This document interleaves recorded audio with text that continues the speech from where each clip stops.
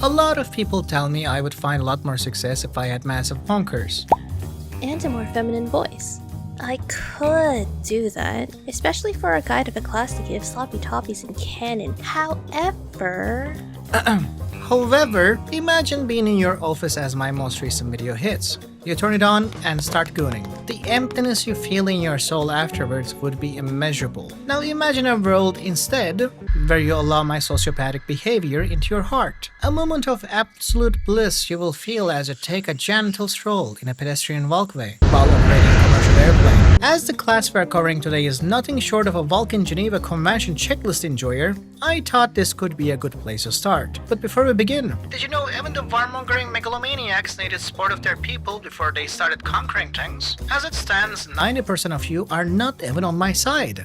And if we can change that just a little bit more before I gotta inform the secret police, we can achieve far greater things together. Now that we are mentally prepared to cleanse any and all creature not aligned with our views of necromancy, let's take stock of what our average Necromancer kit even is. Necromancers start with 2 extra points of constitution and 1 extra charisma point while losing 2 points in strength, which is not really relevant unless you bring passed down abilities that hit for strength damage because there is none in Necromancer's kit. You also get a random +1 to dexterity, charisma, or constitution on level up, while your basic attack, Leech Shot, deals 3 plus your range attack minus 5 divided by 2 while applying Leech 1. You notably lack any intelligence gain on level ups, be your choice on a class that's about casting spells, but if Twitter users can manage to exist without intelligence, so shall we, in the form of mana leeches. Speaking of leeches, let's cover that as well. Leech is a debuff that drains as much health as number of leeches on a target, ignoring shields or holy shield with exception on certain enemies that have 0 health, while healing you for just as much, while mana leeches does the same but for mana, even if the said enemy lacks the said mana. That should do as an introduction to this Vulcan medieval healthcare system. Let's move on to the builds. Starting with my favorite one, because holding you hostage with bad builds just to farm watch time is too psychopathic even for my standards. I will instead threaten you now. Subscribe and like. I call this build Definite. For this build, we will need Numbing Leeches Plus, Leech Mother, and Replace. For items, you want to add anything that applies a debuff on basic attack. For you see, every time you use your basic attack, you will apply triple the amount of debuffs, which by default, if you don't have anything going, is 3 leeches and 3 mana leeches when it's upgraded, while also spawning 3 leeches as for some reason Leech Mother is also affected by Numbing Leeches. This not only gives us 2 extra leeches with each attack, but also allows us to use Replace for as many times as our max mana allows us to do so. With this, the map should resemble a CEO meeting, filled to brim with leeches and every living being drained off of everything they own just to keep you on your toes. Let's get to the pros and cons of the build. Pros is high 1-turn kill potential, being practically immune to chip damage, and only needing constitution for max HP and charisma for both more starting mana and more max mana pool.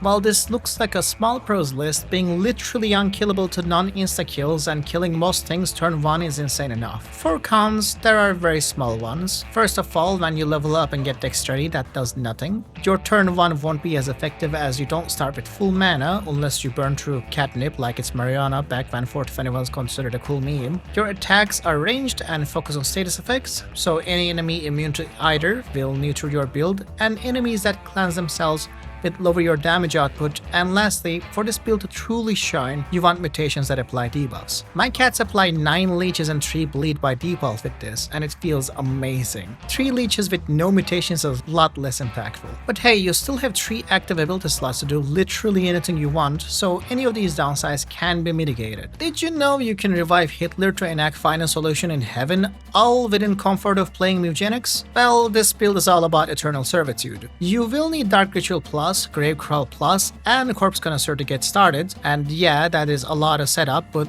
look at the footage.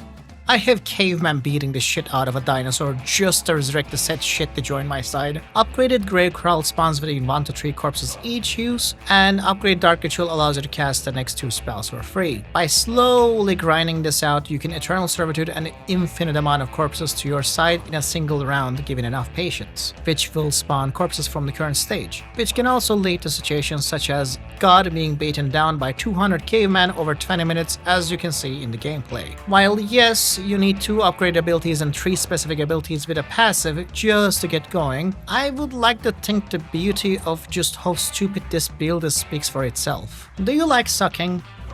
Don't actually answer that, I don't really know. I just need a segue into this build, which is all about sucking your enemies dry. Think of this as a budget build that works with just 2 abilities, Giga Drain and Zero. Giga Drain spends all of your mana and deal equal magic damage and heal you for the same amount. Zero doubles your mana regeneration if you have no mana left. Very simple combo. Since Giga Drain deals magic damage, this can be further amplified by Vibrating Skull, which applies magic weakness on basic attack, or literally anything else that can also apply magic weakness, but those things are a little bit rare, allowing you to double the suck damage. And you don't even have to use Giga Drain. You can simply use any other abilities you want, then finish the person off at your mount. Pros for this build is simple. It takes very little effort to get going. You pick Giga Drain, and if you see Zero, you grab it to double its damage. Very little investment is needed. For cons, there are many. As it is with anything that is budget, you will need to add intelligence to the pile of stats you need alongside constitution to survive and charisma to hold the set mana. Mana regen isn't active on your first turn, so you don't see the benefit of more regen until the second turn starts. Overkilling won't heal you as much, and you can't spread the damage out like you can in the previous build either. Hi, this build is only here because I know at least someone will complain if I don't include at least one self-down build. I'll be honest, doing a self-down build is equivalent to renting a nice hotel room with your friends and immediately claiming the cuck chair when there are double the amount of beds compared to your friends. Anyways, in the footage I couldn't even get the cat to go down, that's how bad it is. We will be picking up Eternal Health and upgrading it so your fragile body doesn't explode, and Torpor so you at least have an attack. And your choice of Seance, Summon Shade, Life Drain, Donate Blood, Coffin Flop, or Carrion Shot, then dive hurt first into the enemies while praying they don't have any way to apply permanent debuffs or instant kills. Fun fact, a lot of enemies in the last part have a lot of permanent debuff application. Who knew? If you do not want to gamble on taking too long to get downed or insta-killed or filled with permanent debuffs by some of these fuckers, grab Flatline as well. And with the power of all of these abilities combined, you become something less valuable than a mediocre Necromancer. Seriously, self-down builds are bad not only from a going down is bad and a roguelike perspective, they also do less than mediocre damage compared to most builds while also taking away a tank from your team. Alright, now that we made it halfway into the video and most people who don't understand how a roguelike works have left, let me state the obvious. If you want to consistently do good in a roguelite, you can't always aim for the perfect build, as fun as that is, and instead have to learn to make do with whatever you are given. Because of that, let's cover all abilities and passives next in sort of a void. Some are useful in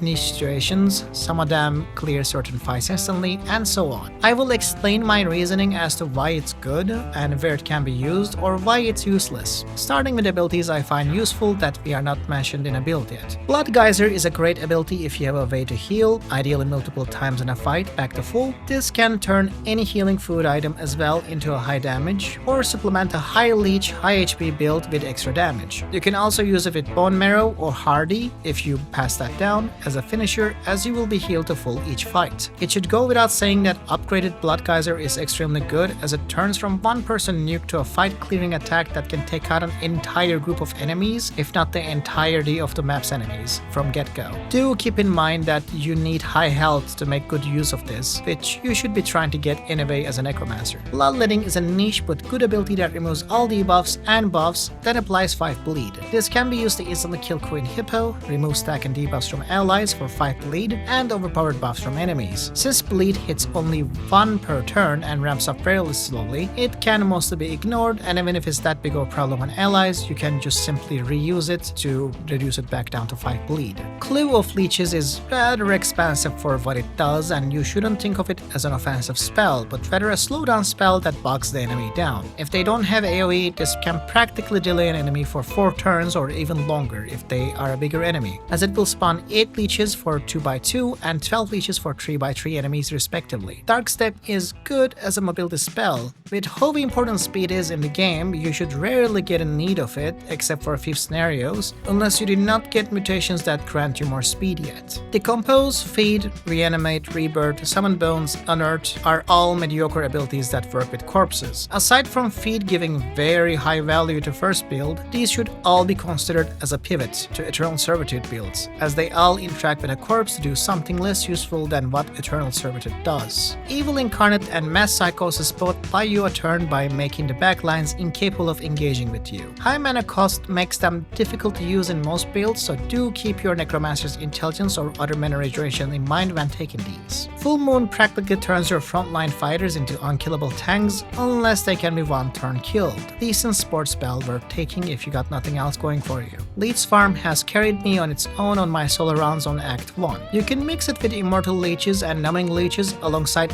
any leech summon spam to produce insane amounts of single target leeches, as your own summons also count for Immortal Leeches. Add 3 hunters with passive to catch attacks, and you have a full team of hunters that can attack multiple times around, and a Necromancer applying leeches that scale even higher each turn. Leeches is just first build without the ability to scale with Numbing Leeches and mutations. Mediocre pick. Pestilence is good for early game where 1 to 2 health enemies are abundant. Since you shouldn't have much trouble with those, I don't exactly recommend it, but it can be a decent way to spend excess mana to kill a few stragglers. Reap is good for insta-killing Maisie, and you can also jump in the middle of a fight or catch stragglers. You should consider it an inconsistent movement ability. Reaper's Step is useful in a summon build as it will give you a global teleport in a couple turns. Otherwise, it is just a burst Dark Step. Soul Link is fantastic for doubling up your damage on enemies early, and later when upgraded become an entire enemy group tag. If you have enough mana to cast it multiple times a turn, even better. I usually pick this up as a sports spell if I already have something decent going on. Spider Egg doesn't work well with corpse synergies, as infested enemies don't leave one, but they're basically leeches that don't clog up stuff and just do their damage, which can be good or bad depending on what you want out of them. VR1 is good if you have a Necromancer with nothing good going on or a way to cleanse. Otherwise, you will get yourself down with this. Now onto the passives. Immortal Leeches, as mentioned in Leech Swarm, any way to apply leeches to multiple targets, your summons included, such as Pestilence Crown with Leech Mother, will make this thing inflict insane amounts of leeches. Infected is a budget Eternal Servitude. That's all I got to say about that one. Offload Pain is good if you are healing off of multiple targets. Unfortunately, it doesn't work if you are full health, so it's low on my list of passives that I consider good, which is exactly the same for Parasitic. Service Motum is same as VR1, as in you want it on a mediocre or bad cat as it helps the team without needing synergies. However, do not bring this into final boss of Act 3. Soul Bond, while decent, is terrible if your target is just dying before you can apply more soul bonds, and in the late game it's all about instantly killing something before it can take a turn. So without Raven Feather or Spread Sorrow, it's not going to be useful most of the time. Spread Sorrow is a fantastic passive to combine with Soul Bond, Numbing Leeches or Immortal Leeches alongside any spell that applies debuffs, not only from Necro mind you, but also from any other class. It also allows you to apply debuffs to enemies immune to debuffs or range attacks. Undeath is not something I consider too useful, but it can be taken as a last resort ability. Since it only works once, resurrection of your own cat won't allow you to infinitely resurrect your team. Wormlord is good as a frontline tank passive, as leeches will soak hits if you are getting attacked multiple times a turn. I consider the rest of the abilities and passives to be bad, but I do not want to pull another 2-hour video like I did last time, so here is why I think they are bad and a screenshot in the script. Alright, that's about it. Remember to check out the links to my Discord and such in the description to become part of my community, which will also make it easier for you to ask questions to me about the video. And take care!